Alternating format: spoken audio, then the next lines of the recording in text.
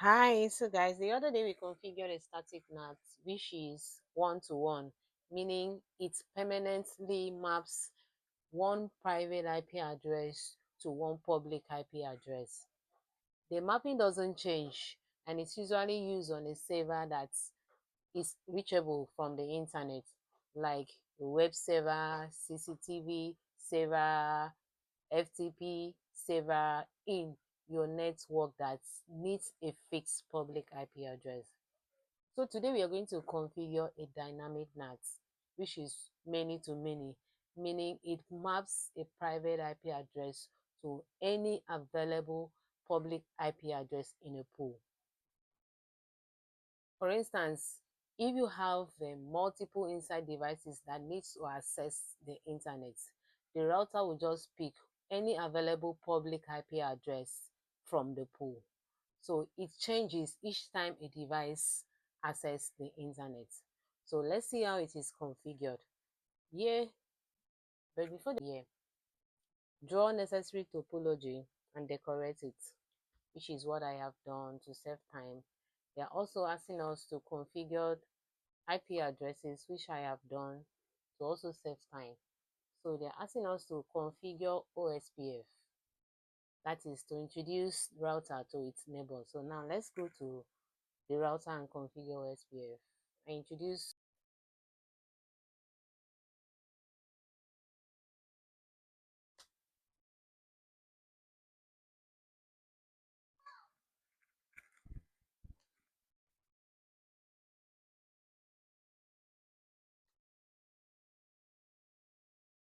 router.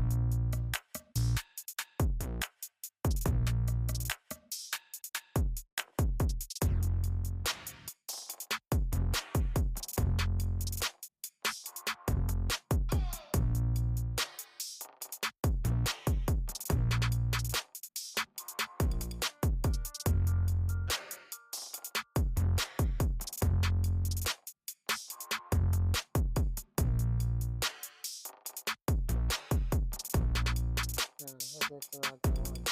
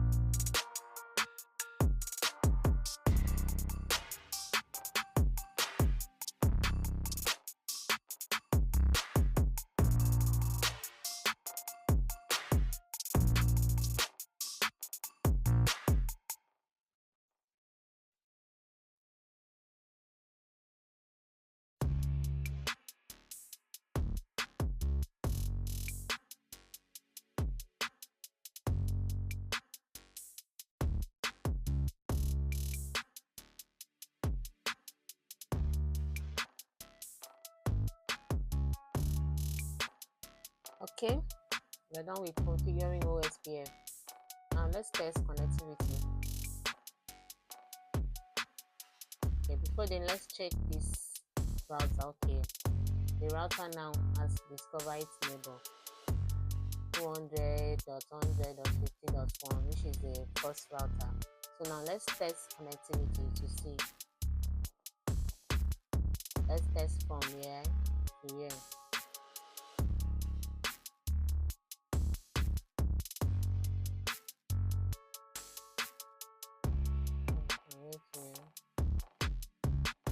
First time it will fail. Let's still try again. From here to here.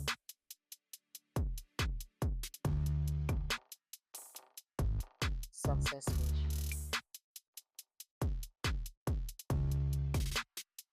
Yes, successful. So now let's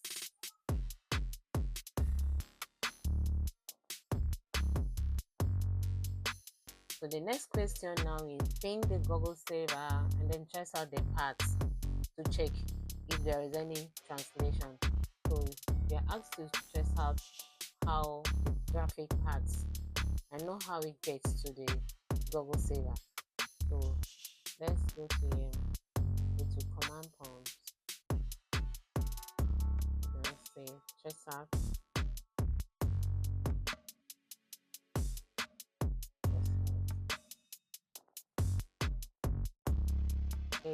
.8.8.8.2, which is the IP address of the server.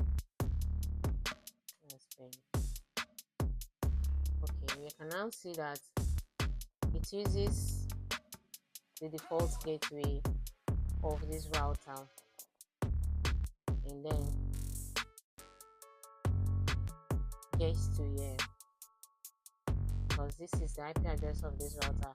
It uses the default gateway of the first router, which is 192.168.20.1, and then gets to here, which is 190.200.100.50.1 before it gets to the server.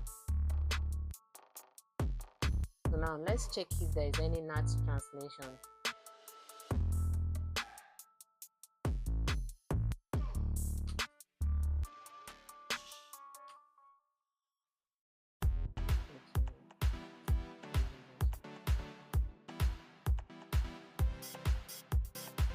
I need to say show NAT, show IP NAT translation.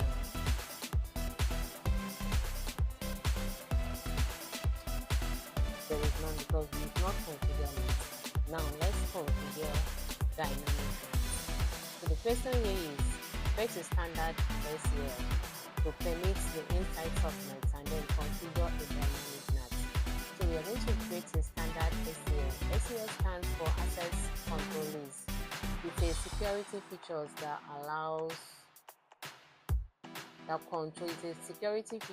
control which traffic is allowed and which is denied on a network. So let's configure it. This is how it is configured. Let's go to the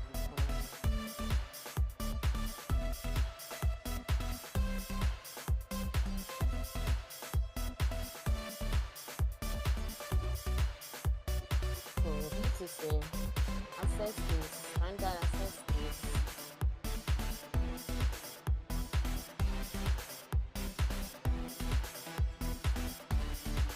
let's say 15 permits.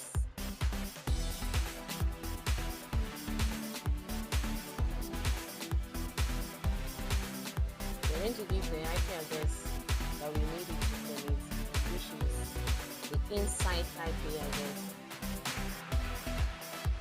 Okay, this IP address, the private IP address, 192.168.20.0.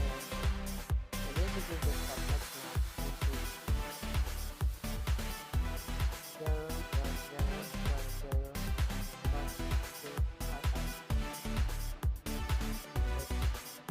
So the next question here is permit. Okay, the next question here is this is how to configure a dynamic NAT. So we are going to say IP NAT. Since it is many to many, we are going to create a pool. We're going to say IP NAT pool. And then give the name of the pool. Let's say Dynamic. And then we're going to use the public IP address as we want this used for translation, which is 200.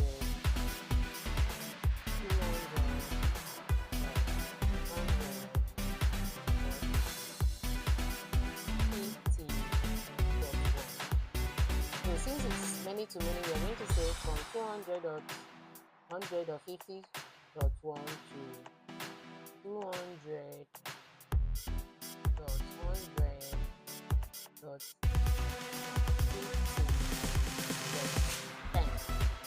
That's from 1 to 10.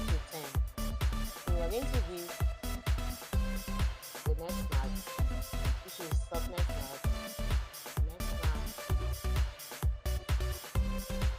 255.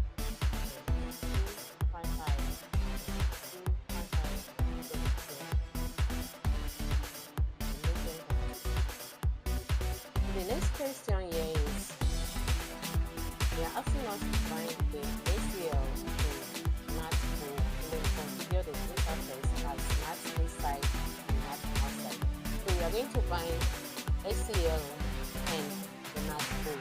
What we are going to do now, we are going to say IP NAT inside, IP NAT inside,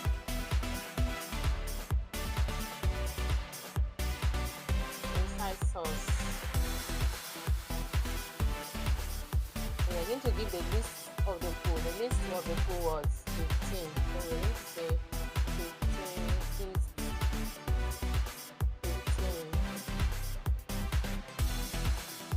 So we are going to give the name of the pool. We're going to say pool. The name of the pool was Dynat.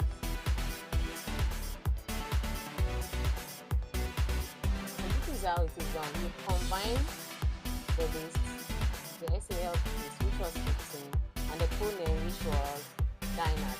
Let's press enter. So they are asking us to configure the interface as NAT inside and the interface as NAT outside. So we are going to say the NAT outside was 0 flag 0. We are going to say IP NAT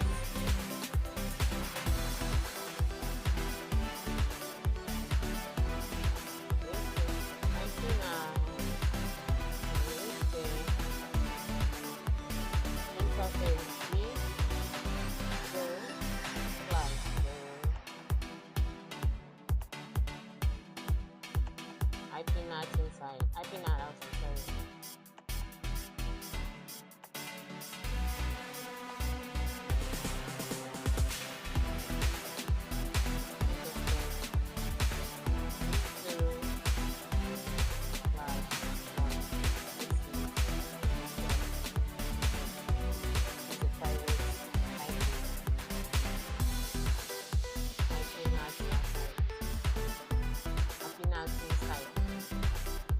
When configuring this, you have to be very, very careful so that you do not use outside as inside.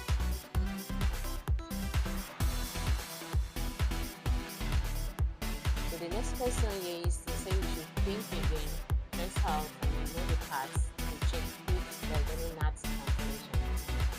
So we're going to check if there is NAT translation. Let's go to privilege mode.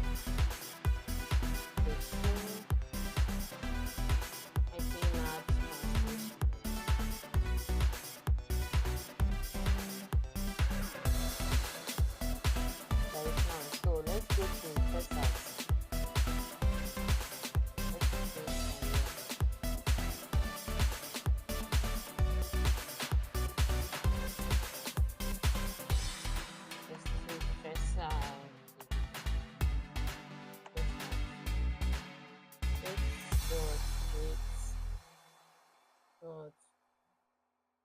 Eight dot 8.2.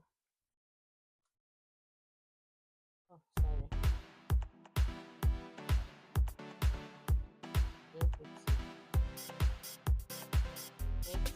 8.8.8.8. So let's quickly go and check the math translation in the router.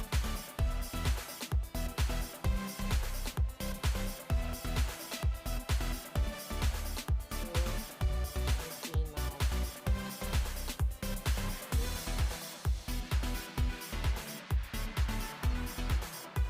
Okay, we can now see. This 50, 200.100.50.1 to translate 192.168.20 So we are going to see, I said earlier that a dynamic NAT changes each time a device accesses the internet. So let's use another device and see if it will change. So let's go to